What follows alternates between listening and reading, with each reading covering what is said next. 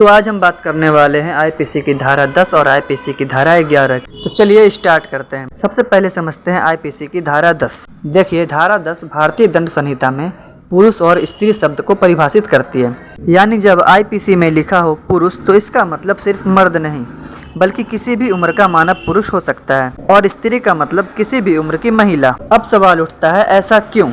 तो देखिए, कानूनी मामलों में शब्दों का मतलब जानना बहुत जरूरी होता है। कभी कभी केस में कोई लड़का या लड़की शामिल हो और शब्द को गलत समझा जाए तो केस गलत तरीके से चल सकता है। अब उदाहरण ले लीजिए, अगर कोई आईपीसी की धारा 376 की बात करें तो वहाँ पे पुरुष शब्द आता है, तो ऐसे में सिर्फ बड़ा आदमी नहीं बल्कि किसी भी उम्र के लड़के पर लागू हो सकता है।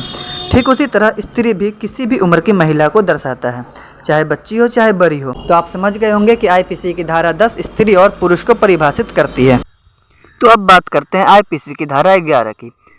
देखिए, ये धारा और भी ज़्यादा महत्वपूर्ण है क्योंकि आईपीसी की धारा 11 के अनुसार पर्सन क्या है इस चीज़ को बताया गया है। जैसे देखिए, आईपीसी की धारा 11 में कोई भी इंसान, कंपनी, एसोसिएशन या बॉडी ऑफ पर्सन, चाहे वो रजिस्टर हो या नहीं हो, मतलब आदमी, औरत, कंपनी, संगठन या ग्रुप, सब के सब पर्सन माने जाएंगे।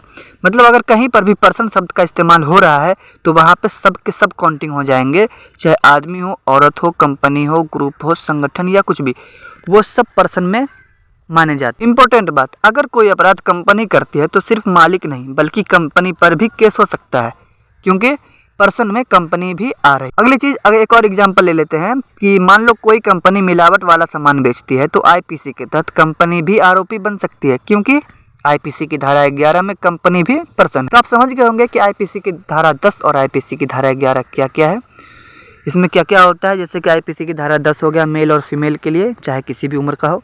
अगर मेल है, मैन है, तो वही किसी भी उम्र का हो सकता है, और फीमेल है तो किसी भी उम्र का हो सकता है, जब तक कि अलग से उसके बारे में बताया ना गया हो। और 11 आपको बता दिया पर्सन, मतलब इंसान, कंपनी, ग्रुप, कुछ भी। ठीक है, तो इस वीडियो में आपने देखा कि आईपीसी की धारा 10 और धारा 11 क्या होते हैं। अगर वीडियो से कुछ सीखने के लिए मिला हो तो हमारे चैनल को सब्सक्राइब कर लीजिएगा। मिलते हैं अगली वीडियो में आईपीसी की धारा 12 के साथ। तब तक के लिए गुड बाय।